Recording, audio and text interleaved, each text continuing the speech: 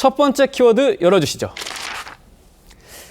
어제 이 전국의 소방 물탱크 차량들이 강릉으로 집결을 했습니다. 최악의 가뭄이 강릉을 덮치니까 긴급 급수를 하기 위해서 강릉으로 이 전국의 소방차가 집결한 거라고 하는데 지금 강릉에 재난 사태가 선포가 됐습니다. 자연 재난으로는 처음으로 재난 지역이 선포가 됐고 소방차 51대, 이 외부에 있는 것까지 합쳐서 71대가 2,500톤의 물을 나르고 있는데도 해갈에는 역부족이라고 합니다. 변호사님, 지금 상황이 어떻습니까?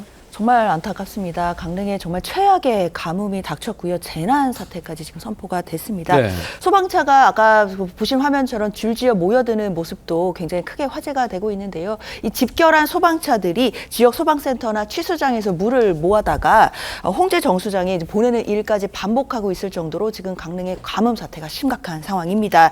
그리고 소방청에서는요, 강릉시의 급수를 지원하기 위해서 국가소방동원령까지 지금 발령이 된 상태이기 때문에 사실 이것만으로는 해갈에 어려움이 있고 좀 비가 시원하게 와야 된다라는 생각은 드는데 그렇죠. 지금 비 소식이 크게 있지는 않아서 더 안타까움을 자자내고 있습니다.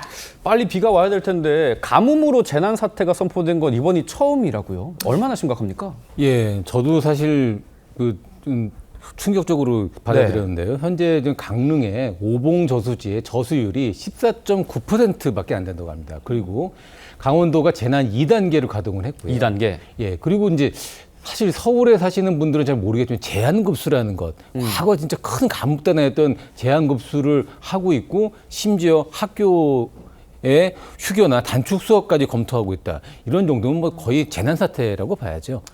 심각하네요. 지금 근데 이번 여름을 생각해 보면 정말 물폭탄이라고 할 만큼 전국 곳곳에 폭우 피해가 있었고 호우로 이제 이재민도 발생하고 이랬는데 왜 유독 강릉에서 이렇게 가뭄이 심합니까? 그러니까 지역적인 특색과 기후 변화가 맞물렸다 이렇게 볼 수 있을 것 같아요. 네. 예전에는 기후가 지역별로 그렇게 크게 다르지 않았는데 지금은 서울 안에서도 어느 구에선 비 왔는데 어느 구에도 안 오고 이렇게 굉장히 달라지잖아요. 맞아요. 그래서 이 지역적인 특색이 기후 변화로 해서 극명한 차이를 보이고 그리고 비가 왔을 때의 그 물을 저수할 수 있는 지역적인 환경이 강릉 쪽이 좀 취약하기도 했습니다. 예를 들어서 산지가 많잖아요. 산지는 많아서 경사는 가파른데 하류의 길이가 짧습니다. 그러니까 물이 쏟아져서 그냥 바다 쪽으로 빨리 흘러가 버리고 바다로. 그렇죠. 토양이 많이 이렇게 잠겨 있고 하천이 많이 흐르면서 물을 머금고 있을 수 있는 환경이 안 됐던 건데 여기에 특히 또 이번엔 돌발 가뭄이라 그러는데 갑자기 폭염이 쏟아져 내리니까 그 얼마 안 되는 물이 순식간에 증발을 해버렸거든요. 네. 그러니까 평소에 가뭄을 대비해 가지고 머금고 있을 수 있는 물에 대한 계산이 충분치 않았다. 이런 지역적인 특색과 돌발 가뭄이 맞물려 가지고 지역적으로 이렇게 큰 차이가 발생한 겁니다.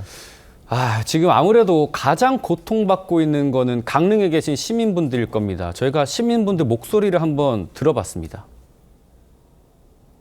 어쩔 수 없이 가게 문을 닫고 비가 올 때까지만 어떻게 유지를 해야 되지 않을까. 불가피한 경우는 저희들이 영업을 중지할 수밖에 없고. 만약에 물이 단속이 되면은 물이 없잖아요. 어제 가져올 때도 없고 해서 대비를 해서 이렇게 해놨어요.